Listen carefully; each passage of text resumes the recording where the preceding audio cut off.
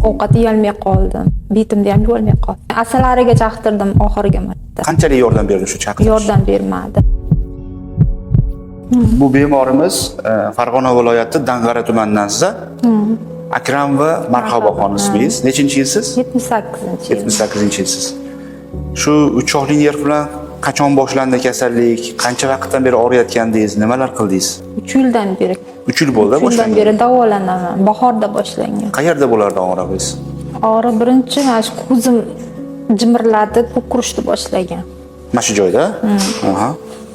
Keyin lecheniyalar oyurdim, nevrologlardan oyurdim. Ta'sirini bilmadim. Tabiblarga ham ko'rilib ko'rdingiz? Tabibga asalariga chaqtirdim oxirgi marta.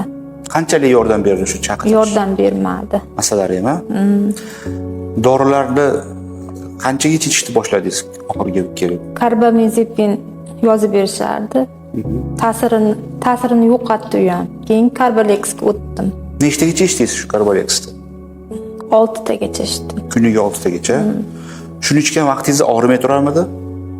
Yo og'riq kamayardi xolosmi? Karaxt bo'lib qolardim. Hali mast odamga o'xshab qolasiz.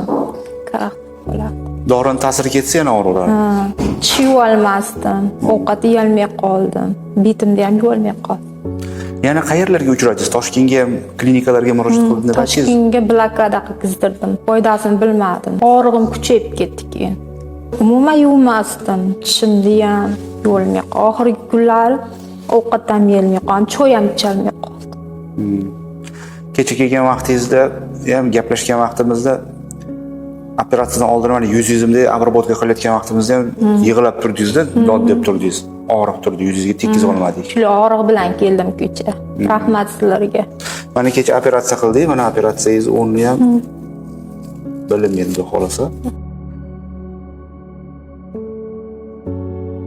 Xudo xohlasa, Marhabo opa hamma narsa orqada qoldi.